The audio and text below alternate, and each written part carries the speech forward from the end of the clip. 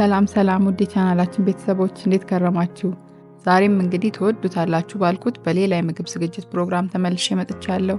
ይዤላችሁ የመጣሁትን በቀላሉ በቤታችን ውስጥ ኦቨን ሳያስፈልገን ፒዛን በመጥበሻ ብቻ እንዴት ማዘጋጀት እንደምንችል ነው። እንደምትወዱትም ተስፋ አደርጋለሁ። እስከመጨረሻው አብራችሁን ቆዩ።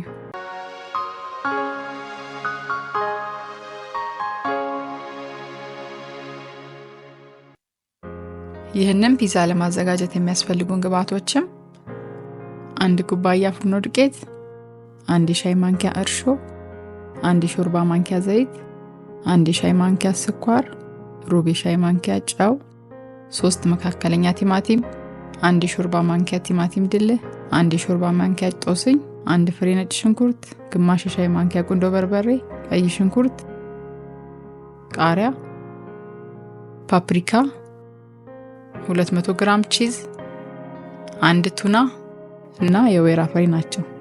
ስራችንን ስንጀምርም ለዚሁ ስራ ያዘጋጀነው ጎድጓዳ ሳህን ውስጥ 1 ኩባያ ዱቄት፣ 1 ሻይ ማንኪያ እርሾ፣ 1 ሻይ ማንኪያ ስኳር እና ሩብ ሻይ ማንኪያ ጨው ጨምረን እናቀላቅላለን።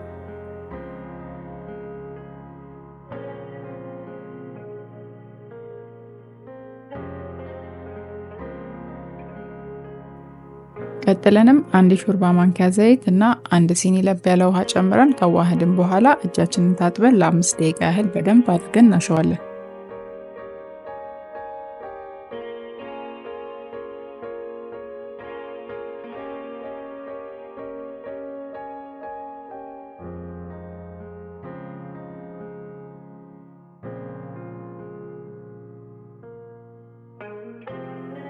መታሸቱ የሚያበቃውም ሊጡ ለስለስ ብሎ ማጣበቁን ሲያቆም ይሆናል።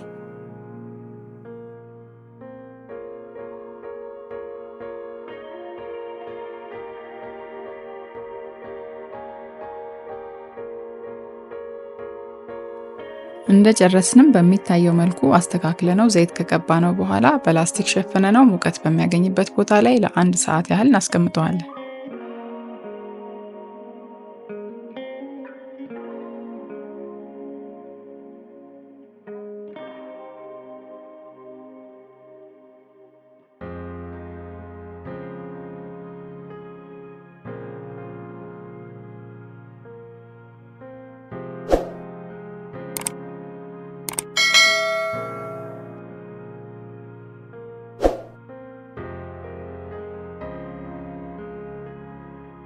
በመቀጠልም ሊጡ እስኪነሳ ድረስ የፒዛውን ሶስ ወይም ስልስ ወደ ማዘጋጀት እንገባለን።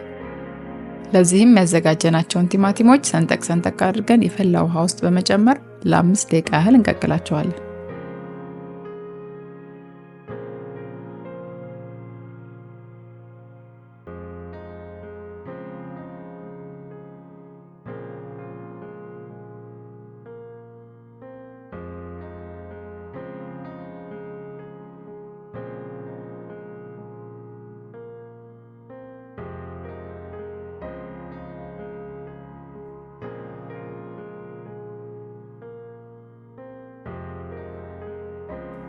ለ5 ደቂቃ ያህል የተቀቀሉትን ቲማቲሞች አውጥተን ትንሽ ቀዝቀዝ ሲሉ እንልጣቸዋለን።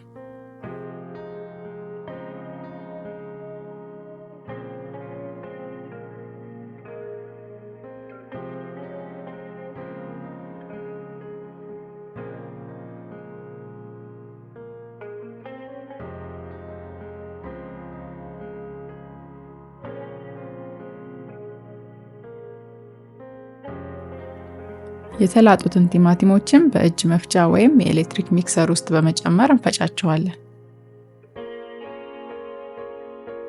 የተወሰነ ከፈጨን በኋላም አቁመን 1 ፍሬ ነጭ ሽንኩርት፣ ግማሽ ሻይ ማንኪያ ቁንዶ በርበሬ፣ 1 ሾርባ ማንኪያ ጦስኝ ጨምረን በድጋሚ መፍጨታችንን እንቀጥላለን።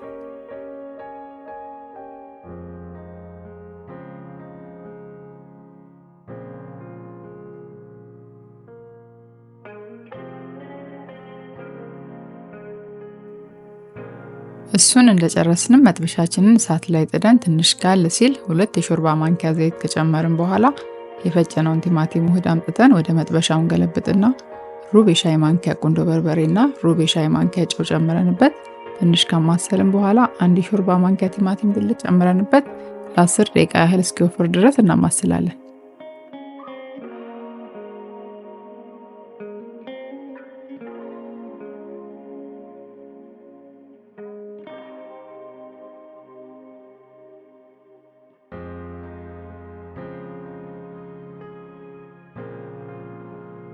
ስልሳችን የምትመለከቱት አይነት ውፍረት ደረጃ ላይ ሲደርስም በቅቶታል ማለት ነው እና እናወርደዋለን።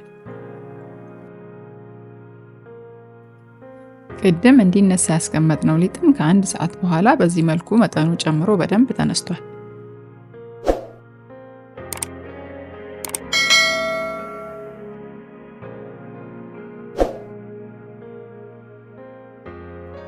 ሊጡን ለመዳመጥ ያዘጋጀነው ቦታ ላይ ትንሽ ዱቄት ነስነስ አድርገን ሊጡን በምታዩት መልኩ ካስተካከልን በኋላ በክብ ቅርጽ እንዳምጣለን።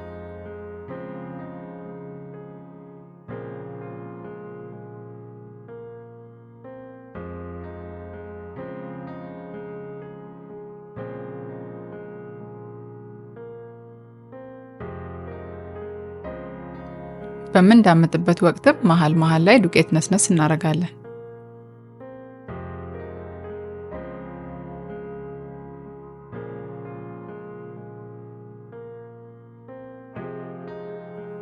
የምንዳምጠውም ሊጥ ስፋትም ፒዛውን በምናበስልበት መጥበሻ ወይም ድስት ስፋት ልክ መሆን ይኖርበታል።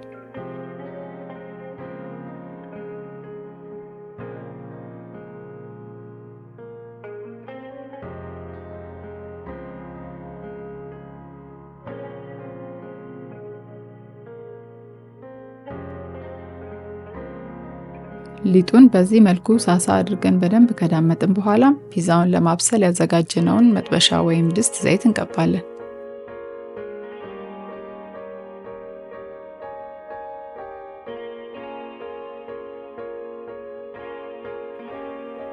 ዘይት ቀብተን እንደጨረስንም ዳምጠን ያዘጋጀነውን የፒዛ ቂጣ ወደ መጥበሻው ወስደን በምታዩት መልኩ ጠርዙን አስተካክለን ካስቀመጥን በኋላ ሙቀት በሚያገኝበት ወቅት ሊጡ ወደ ላይ እንዳይነሳ በሹካ ቀዳዳዎች እንፈጥራለን።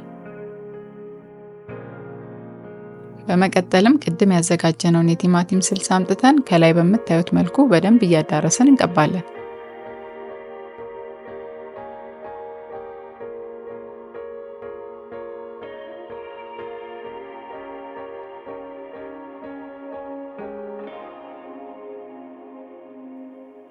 እሱን እንደጨረስንም ያዘጋጀነውን ቺዝ አምጥተን ከላይ በምታዩት መልኩ እንነሰንስበታለን።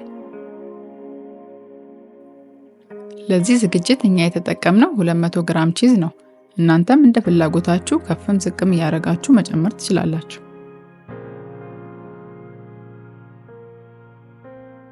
ቺዙን ነስንሰን እንደጨረስንም ያዘጋጀነውን ቀይ ሽንኩርት ጣል እናደርግበታለን። በመቀጠልም ቆራርጠን ያዘጋጀነውን ቢጫና ቀይ ፓፕሪካ እንዲሁም ቃሪያ ጣል እናደርግበታለን። ፓፕሪካዎቹን እንግዲህ ለውበት ነው የተጠቀምነው። በአቅራቢያችሁ ልታገኙ ካልቻላችሁ አለመጠቀምም ይቻላል።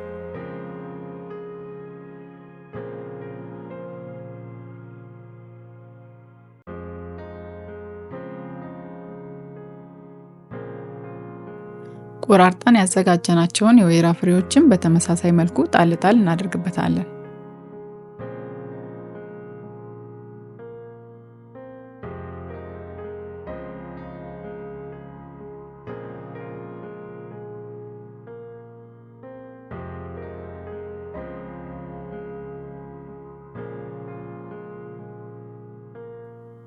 እሱን አስከትለንም ያዘጋጀነውን ቱና ከላይ በምታዩት መልኩ ጣል እናደርጋለን። በቱናው ፋንታ እንደ ምርጫችሁ የበሰለ ዶሮ ወይም የበሬ ስጋ መጠቀም ይቻላል።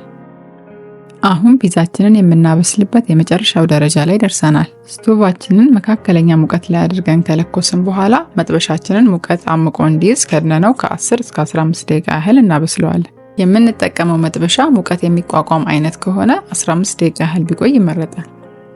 ከ15 ደቂቃ ቆይታ በኋላ ፒዛችን በምታዩት መልኩ ቆንጆ ሆኖ በስሏል።